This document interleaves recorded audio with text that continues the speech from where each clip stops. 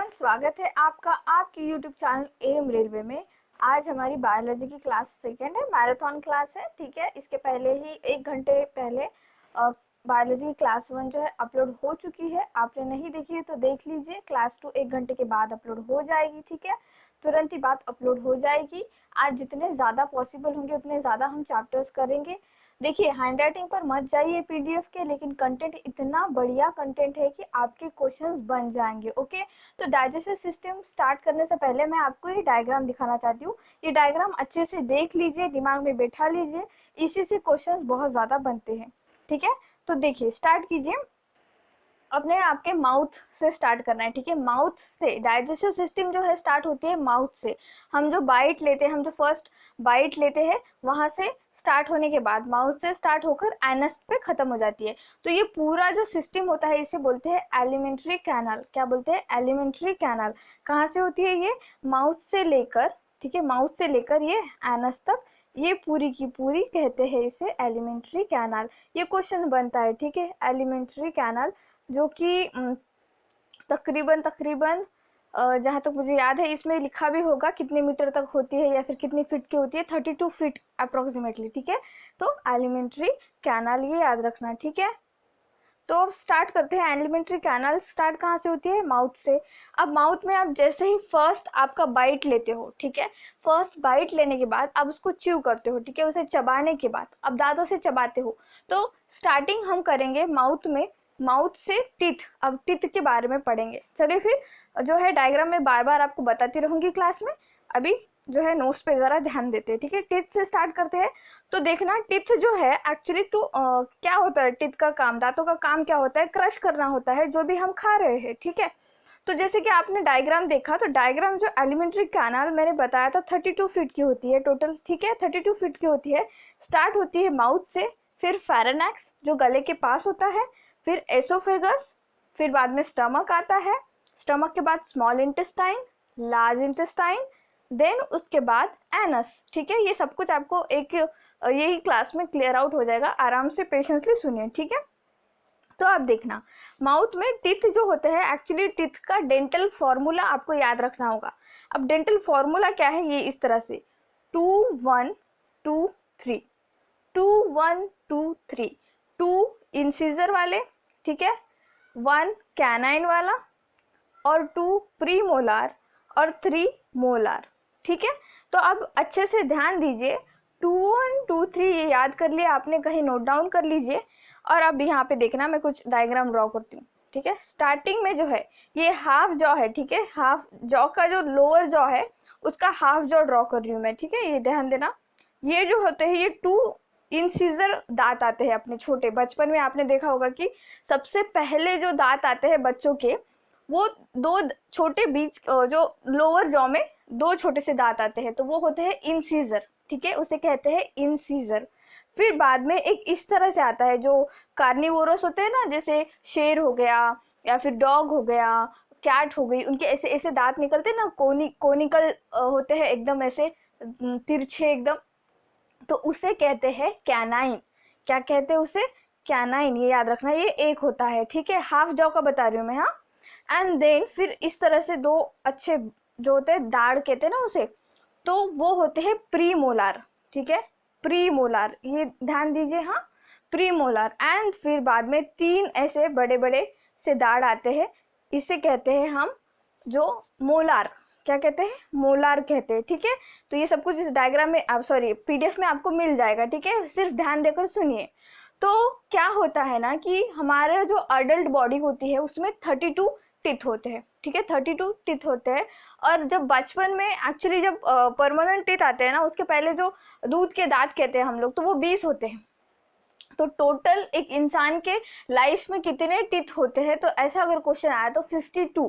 ठीक है, टोटल पूछा तो, और ऐसे ही पूछा अडल्ट लाइफ में कितने, तो 32 याद रखना। और सबसे लास्ट का जो मोलार टीथ होता है वो उसे विजडम टीथ कहते हैं। क्या कहते हैं? Wisdom teeth. ठीक है, और हमारे दांत और हमारी हड्डियां ये बनी होती है कैल्शियम एंड फॉस्फोरस की।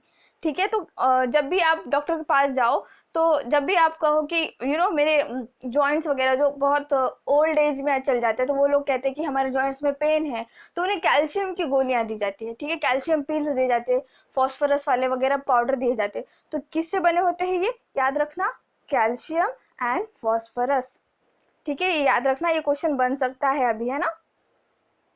फिर इसके बाद याद रखिए कि हमारी जो बॉडी है, उस बॉडी में सबसे लंबी या फिर कहते हैं लॉन्गेस्ट बोन क्या है, या फिर हेवीएस्ट बोन क्या है, तो फेमूर बोन है। कौन सी, फेमूर, तैमूर मत बोल लेना, फेमूर, लेकिन याद रखने के लिए तैमूर का नाम याद रख सकते हो, ठीक है। फेमूर जो थाई बोन होती है, ठीक है, हमारे थाई में मौजूद होती है, सबसे हेवीएस्ट बोन या फिर लॉन्गेस्ट बोन भी कह सकते हैं उसे। सबसे छोटी बोन, सबसे छोटी हड्डी कौन सी होती है, तो वो स्टेपीज होती है, कान के पास ऐसी छोटी सी स्टेपीज होती है, ये कान एक सपोज ऐसे इस तरह से अपना कान है ना, तो यहाँ पे होती है छोटी सी स्टेपीज। कोई कोई समाज में वो स्टेपीज में पियर्सिंग करना कंपलसरी होता है, आपने देखा होगा कि वो लेडीज जो है वहाँ पे पियर्सिंग करती है और कुछ रिंग टाइप पहनती है, ठीक है, तो वो होता है स्टेपीज, ठीक है, याद रखना। तो अभी टिथ का पढ़ते पढ़ते हमने देख लिया कि डेंटल फॉर्मूला क्या है, इंसीजर, कैनाइन, प्रीमोलार, मोलार, 2 1 2 3, है ना। ये हो गया हमारा टिथ का, हो गया। अब टिथ के बारे में एक जो है डिजीज पूछता है। अगर हमारा जो है हमारा जो एक्चुअली हम जो पेप्सोडेंट वगैरह यूज़ करते हैं, क्या कहते टूथपेस्ट यूज़ करते हैं, उसमें भी मौजूद होता है ये। अगर हमारे ड्रिंकिंग वाटर में फ्लोरीन की कमी आ गई, ठीक है, फ्लोरीन की कमी आ गई, तो अगर कमी आ गई तो डेंटल कैविटी होती है, ठीक है, कैविटी हो जाती है। और अगर ज़्यादा हो गया फ्लोरीन, फ्लोरीन की मात्रा किसी भी चीज़ में हो जाए, अगर ज़्यादा हो गया तो हमारी हड्डियाँ फूलने लगती है और हमारे दांत गिरने लगते हैं, ठीक है, इस तरह से याद रखना ये। अब बात आती है टंग की, जीभ, ठीक है, टंग। तो का कुछ इस तरह से डायग्राम से बताती हूँ, ये देखना, ये अच्छे से याद रखना। तो यहाँ पर टंग के एकदम पिछले हिस्से में, टंग के टिप पर और टंग के साइड में, ठीक है, साइड में यहाँ पर, ठीक है, याद रखना। तो यहाँ जो है एकदम पिछले हिस्से में हम लोग बिटर टेस्ट, जो कड़वा टेस्ट है ना, उसे यहाँ पर हम महसूस करते हैं। सोर या फिर सॉल्टी, ठीक है, खट्टा या फिर खारा, ये हम साइड वाले टिप पर महसूस करते हैं। और स्वीट और सॉल्ट दोनों भी हम एकदम टंग के टिप पर, ठीक है, जीभा की जो जीभ होती है उसके एकदम टिप पर हम स्वीट या फिर सॉल्टी महसूस कर सकते हैं। साइड में खट्टा, और जो एकदम पीछे पिछले हिस्सा होता है उस पर हम जो है बिटर मतलब कड़वा जो है उसे महसूस कर सकते हैं, उस टेस्ट को महसूस कर सकते हैं, ठीक है। यहाँ पर लिखा भी है, मैं इसमें, ये मेरी हैंडराइटिंग नहीं है, ये जो है मेरे फ्रेंड ने PDF प्रोवाइड कर दी है फ्री में, इसके लिए हम शुक्रिया अदा कर सकते हैं उनका। आप कमेंट में शुक्रिया अदा कर लीजिए, वो लोग पढ़ लेंगे, ठीक है। वो तो टंग क्या है, स्वीट टेस्ट, बिटर टेस्ट, ये मैंने बता दिया, ठीक है। अब ये ध्यान में रखना, जब आप खाना खाते हो, ठीक है, पहला निवाला लिया या फिर फर्स्ट बाइट लिया, तो हमारे जो माउथ में सलाइवा होता है, वो सलाइवा हमारे जो खाने के साथ मिक्सअप हो जाता है और फिर एक तरह से मॉइस्चराइज़र मिल जाता है हमारे खाने को। और फिर वो खाने के बाद, अब यहाँ पे सलाइवरी ग्लैंड बताया है मैंने, ये ध्यान से देखिए, salivary gland secrete saliva, okay, जो कि मॉइस्चर प्रोवाइड करता है हमारे खाने को, ठीक है। और उसमें क्या एंजाइम कंटेन करता है ये पूछा जाता है बच्चों, ठीक है। तो सलाइवा एंजाइम कंटेन करता है टाइलिन, ठीक है, टाइलिन या फिर अम्लाइज कहते हैं। अब जो एंजाइम का मतलब क्या, लिक्विड, ठीक है, इस तरह से याद रखोगे तो याद हो जाएगा, ठीक है, जो कि स्टार्च को कन्वर्ट करता है सिंपल शुगर में। अब स्टार्च क्या चीज़ है, शुगर का ही टाइप है। स्टार्च जो होता है, हम खाना खाते हैं एक्चुअली शुगर की तरह ही होता है। हम रोटी में भी हम बोलते हैं ना कि शुगर कम करनी है तो डायरेक्टली शुगर जो कंज्यूम करना है वो बंद करो, नहीं, गेहूं के रोटी में भी, जो हम वीट वाली रोटी खाते हैं उसमें भी शुगर मौजूद होता है, ठीक है।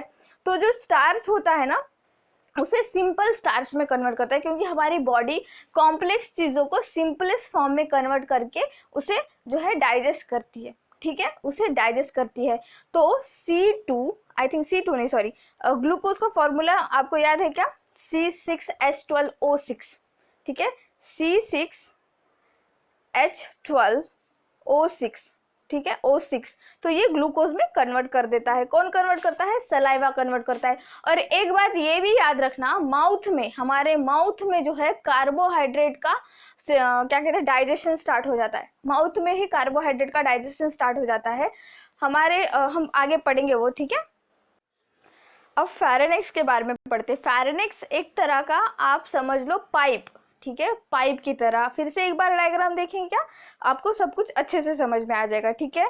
तो ओसीफेगस भी क्या होता है? Part of alimentary canal which carries food from pharynx up to the stomach. तो अभी फिर से हम एक बार डायग्राम देखते हैं, सब कुछ आपको इजीली समझ में आ जाएगा, ओके। चलिए फिर डायग्राम, ओके, यहाँ पे देखिए, अच्छे से देखिए, ये यहाँ पर। तो ये ओसीफेगस क्या है? एक पाइप की तरह है। आपने खाना खाया, आपने बाइट लिया, इस पाइप से गया, जाकर ये स्टमक में पहुंचा, ठीक है। अब ओसीफेगस के बारे में हो गया, अब पढ़ते हैं स्टमक के बारे में। तो जब स्टमक जो है, एक तो ये लेफ्ट साइड में होता है आपके, और ये जे शेप में होता है। शेप पूछता है बच्चों, ठीक है, याद रखना, जे शेप में होता है, ठीक है, जे शेप में होता है। और इसमें जो है एक्चुअली एसिड्स होते हैं। एसिड्स क्यों?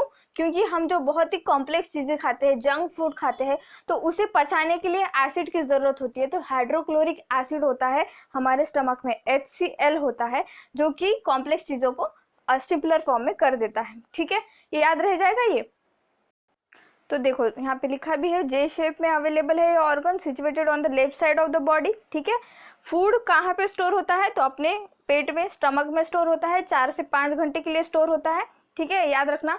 इसीलिए जो हम लोग फास्टिंग करते हैं ना, फास्टिंग किसी किसी इस्लाम में भी 30 डेज का फास्टिंग का ये होता है रमज़ान में, ठीक है। तो वो लोग कैसे सुबह एक बार खाने के बाद डायरेक्टली शाम में कैसे खा सकते हैं? बिकॉज ऑफ हमारी बॉडी अलाउ करती है हमें, ठीक है। ये क्वेश्चन पूछा जा सकता है कि बॉडी में या फिर क्या है, स्टमक में जो फूड है कितने टाइम तक का उसका स्टोरेज का टाइमर होता है। क्योंकि हाल फिलहाल लॉकडाउन की वजह से बहुत ही ज़्यादा फास्टिंग, वो क्या कहते हैं उसे, इंटरमीडिएट फास्टिंग, या फिर कोई तो एक फैंसी वर्ड, बहुत ही ज़्यादा, एक हीरोइन भी मर गई ना वो फास्टिंग करने की वजह से। तो ये क्वेश्चन पूछा जा सकता है अगर इंटरलिंक करना चाहे एग्जामिनर, तो ठीक है। तो याद रखना, 4 से 5 घंटे के लिए हम लोग जो है हमारे पेट में खाना रख सकते हैं, ठीक है। तो अब स्टमक में ग्लैंड्स कौन सी मौजूद होती है, ठीक है। तो मैंने जैसे कि बताया, हाइड्रोक्लोरिक एसिड होता है, ठीक है, रिक्वायर्ड एसिडिक मीडियम। पेप्सिन होता है। पेप्सिन क्या करता है? एक्चुअली प्रोटीन को अमीनो एसिड में कन्वर्ट कर देता है। अब देखो, मैंने पिछले वीडियो में बताया था कि प्रोटीन बना किससे होता है? अमीनो एसिड से। लेकिन अब जब हम खाते हैं तो वो एक पूरी कंबाइनली अमीनो एसिड की फैमिली होती है। जैसे अब कुछ खाया आपने, सपोज एग खा लिया, ठीक है, एग खा लिया, या फिश खा ली, सोयाबीन खा लिया, अगर वो वेजिटेरियन हो, तो उसमें प्रोटीन मौजूद होता है, ठीक है। तो वो किस फॉर्मेट में मौजूद होता है? ये अमीनो एसिड की फैमिली के टाइप में मौजूद होता है। 20 अमीनो एसिड मिलके एक प्रोटीन बनता है, ठीक है, 20 अमीनो एसिड मिलके एक प्रोटीन बनता है। लेकिन हमारी बॉडी एक एक अमीनो एसिड पचाती है। इसीलिए जब वो पेट में आता है तो पेप्सिन एंजाइम क्या करता है कि प्रोटीन के टुकड़े करने लग जाता है, उस फैमिली में से अमीनो एसिड्स अलग अलग करता है, ठीक है, समझ में आया। तो प्रोटीन कुछ नहीं होता है, अमीनो एसिड होता है। ये क्वेश्चन बन सकता है 1 मार्क के लिए, ठीक है। इसके बाद हाइड्रोक्लोरिक एसिड के बारे में मैंने बताया, ठीक है। म्यूकस क्या होता है एक्चुअली? देखो, prevent from any injury to the wall of stomach. अब हमारा बेचारा स्टमक, हम लोग कभी कभी, अब अगर आप नॉन वेजिटेरियन हो तो आप समझ सकते हो, अगर आपने फिश खाई होगी तो फिश का कांटा कभी कभी फंस जाता है। तो आपको ऐसे नहीं लगता कि अगर फंस गया तो गले के अंदर से जाके पेट में घुस क्यों नहीं जाता?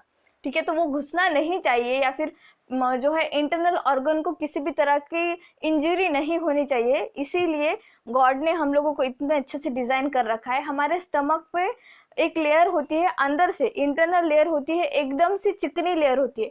कुछ भी अगर नोकीली चीज भी चली जाए तो वो सटक से ऐसे जैसे कि मैंने बताया ये जे शेप में है, ठीक है, इस तरह से। तो ऐसे अगर आई नोकीली चीज तो ये ऐसे ही निकल जाएगी और स्मॉल इंटेस्टाइन में चली जाएगी, ठीक है, याद रह जाएगा। ये म्यूकस किस लिए होता है? तो कि शार्प चीजें होंगी या फिर इंजर करने वाली चीजें होंगी तो वो इंजर ना करे, इसलिए म्यूकस होता है, ठीक है। अब हम पढ़ते हैं स्मॉल इंटेस्टाइन, ठीक है। स्मॉल इंटेस्टाइन पढ़ने से पहले मैं डायग्राम दिखाती हूँ आपको, ठीक है। तो डायग्राम देखना, हमने स्टमक देख लिया, अब स्टमक के बाद स्मॉल इंटेस्टाइन देखो। ये यहाँ से स्टार्ट हो रही है स्मॉल इंटेस्टाइन, ये बीच वाली स्मॉल इंटेस्टाइन 7 से 8 मीटर लंबी स्मॉल इंटेस्टाइन होती है, ठीक है। अब कितनी लंबी, अगर मीटर में आपको नहीं समझ में आता ऐसे तो ये ध्यान रखना, किसकी हाइट है इतनी ज़्यादा, हाँ दीपिका पादुकोण की हाइट 1 मीटर है, ठीक है। तो उससे 7 पट, उससे 7 गुना, मतलब कितना लंबा स्मॉल इंटेस्टाइन होता है अपना, ठीक है। तो याद रहेगा आपको। तो ये स्मॉल इंटेस्टाइन के कुछ पार्ट्स है, ठीक है। स्टार्ट जैसे DJI, आप ये कोड याद रखो, ठीक है। DJI कोड याद रखो। तो ये क्या होता है सब कुछ आप देखते हैं हम नोट्स में, ठीक है।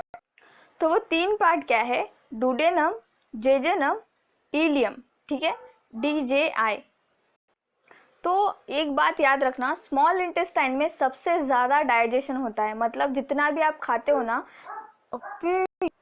सॉरी स्टूडेंट, नॉइज़ जो थोड़ा सा प्रॉब्लम, बैकग्राउंड नॉइज़, आप इतना तो टॉलरेट कर सकते हो, ठीक है। तो जैसे कि मैंने बता रही थी, स्मॉल इंटेस्टाइन जो है मैक्सिमम डाइजेशन करता है, ठीक है। अब्जॉर्बेशन, जो भी हम खाना खाते हैं तो सबसे ज़्यादा जो डाइजेशन होता है वो हमारे स्मॉल इंटेस्टाइन में होता है। सब कुछ जो है अपने बॉडी पर फील कीजिए, एकदम से सब कुछ याद हो जाएगा आपको, ठीक है।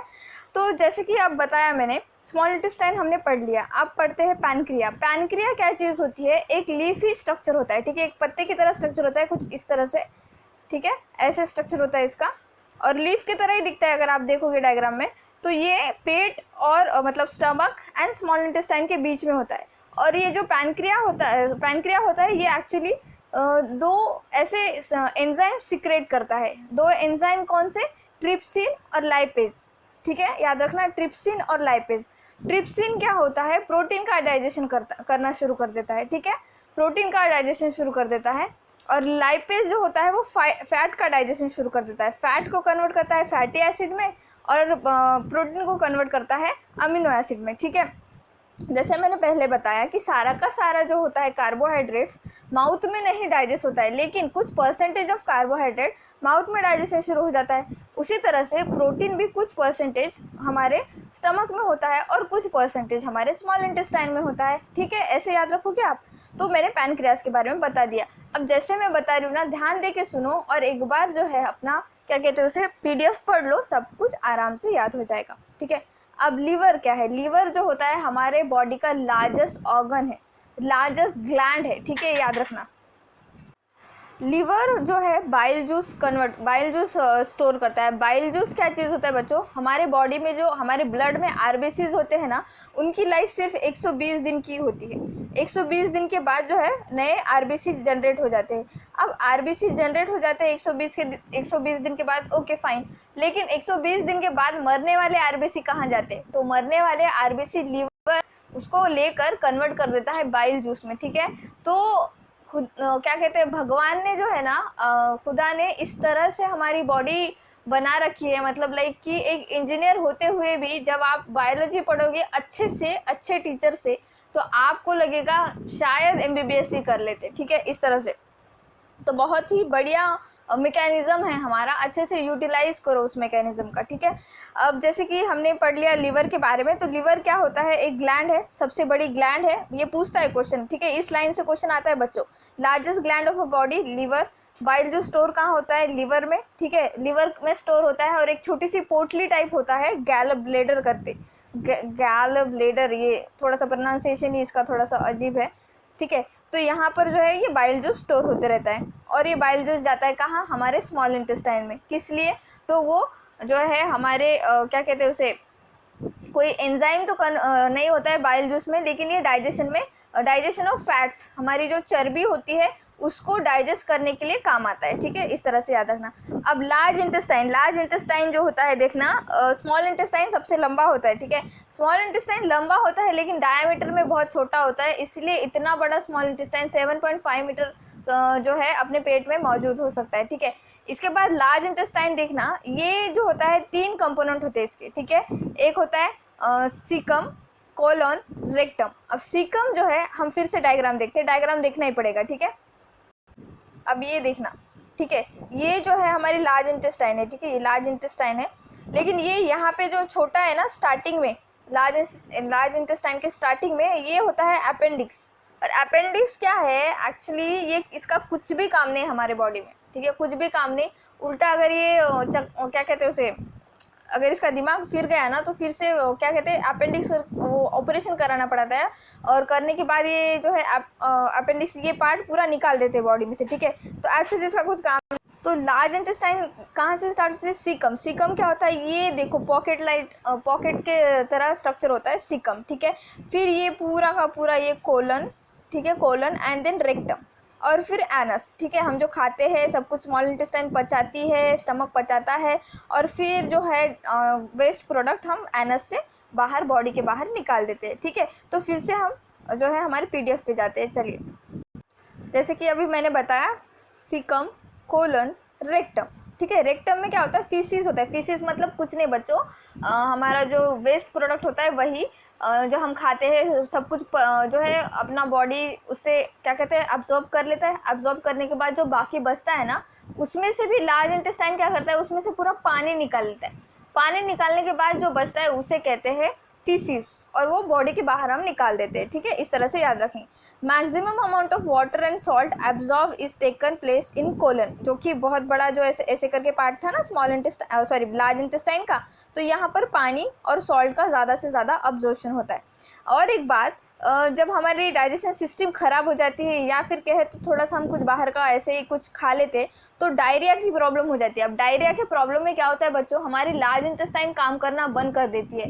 काम करना बंद कर देती है इन द सेंस कि वो पानी जो है अब्जॉर्ब करना बंद कर देती है। इसीलिए डायरिया जब होता है तब जब हम वेस्ट प्रोडक्ट निकालते हैं तब पानी भी पूरा बॉडी से निकल जाता है, और हम लोग जो है बहुत ही ज़्यादा क्या कहते हैं उसे क्या, मुझे वर्ड याद नहीं आ रहा, आई थिंक जहाँ तक मुझे याद है बहुत ही ज़्यादा लो फील करने लग जाते हैं, ठीक है। हम हमारे पैर हम फील नहीं कर पाते हैं, बॉडी फील नहीं कर पाते, इस तरह से सिचुएशन आ जाती है। वोमिटिंग मतलब जब उल्टियाँ वगैरह हो जाती है तब, कॉन्स्टिपेशन की प्रॉब्लम हो जाती है, लार्ज इंटेस्टाइन काम करना बंद कर देती है, जॉन्डिस की प्रॉब्लम, हेपेटाइटिस ए कहते हैं जिसे, उसकी प्रॉब्लम हो जाती है, ठीक है। इस तरह से अब मैंने कहा था पहले वीडियो में भी, नोट पढ़ोगे तो नोट मिलेंगे, उसी तरह से इंपॉर्टेंट नोट पढ़ना बहुत ज़रूरी है। फर्स्ट टूथ मैंने पहले ही बताइए, चिल्ड्रन में जो पहला टूथ आता है वो लोअर 2 सेंट्रल इंसिजर आते हैं, ठीक है। और जो अडल्ट में आता है वो होता है मोलार टूथ, ठीक है, मोलार टूथ। हम लोग जो है सेलुलोज क्या होता है? जो ग्रीन लीफी वेजिटेबल खाते हैं ना हम लोग उसमें का सेलुलोज पचा नहीं पाते। क्यों नहीं पचा पाते? क्योंकि मतलब डाइजेस्ट नहीं कर पाते, ठीक है। क्यों नहीं डाइजेस्ट कर पाते? क्योंकि हम लोगों में सेलुलोज एंजाइम नहीं होता है, ठीक है, याद रखना ये। तो हम खाते क्यों हैं? क्योंकि उसमें जो भी एक्स्ट्रा होता है ना वो हमारे लिए ज़रूरी होता है, ठीक है। एकदम से डॉक्टर मत बन जाओ, ठीक है।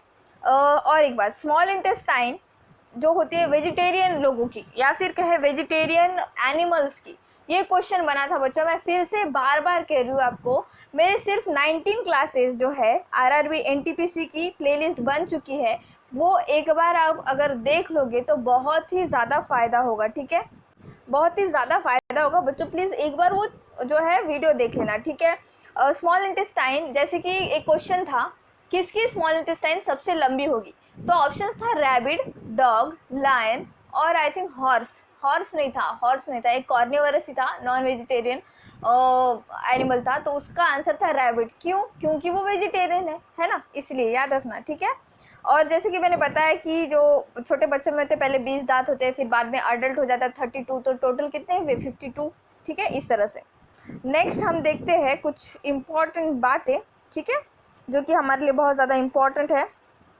मिल्क टीथ जो स्टार्ट होती है ये तो बता दिया मैंने, ठीक है बच्चों। ये पूरा का पूरा इसमें जितना भी इम्पोर्टेंट है ना बच्चों मैंने बता दिया है। हाँ, कुछ ये बात रह चुकी है, ये देख लेना। 1 ग्राम फैट जो होता है, 1 ग्राम चर्बी हमें कितनी किलो कैलोरी एनर्जी देती है? तो 9 किलो कैलोरी एनर्जी देती है, ठीक है, 9 किलो कैलोरी एनर्जी देती है। फैट जो है बच्चों ध्यान रखना, फैट ही है जब हम स्टार्वेशन के सिचुएशन में या फिर फास्टिंग की सिचुएशन में होते हैं तो फैट ही हम लोगों को एनर्जी प्रोवाइड करता है, ठीक है। प्रोटीन और कार्बोहाइड्रेट्स हमें 1 ग्राम प्रोटीन 1 ग्राम कार्बोहाइड्रेट 4 किलो कैलोरी एनर्जी देते हैं। तो क्वेश्चन क्या बनता है इससे? ये तो बनता ही है, इसके अलावा क्वेश्चन कुछ इस तरह से बनता है कि हमारी बॉडी या फिर हम जो अनाज खाते हैं, हम फूड खाते हैं, उसमें हमारे एनर्जी के सोर्सेस क्या क्या है ऑड वन आउट में आता है, ठीक है। तो एक ऑप्शन कार्बोहाइड्रेट्स, प्रोटीन, फैट और कुछ दूसरा दे देगा जो कि हमें ऑड वन आउट करना है, ठीक है। तो याद रखना कार्बोहाइड्रेट्स, प्रोटीन, फैट हमारे बॉडी के लिए एक एनर्जी सोर्स है, ठीक है।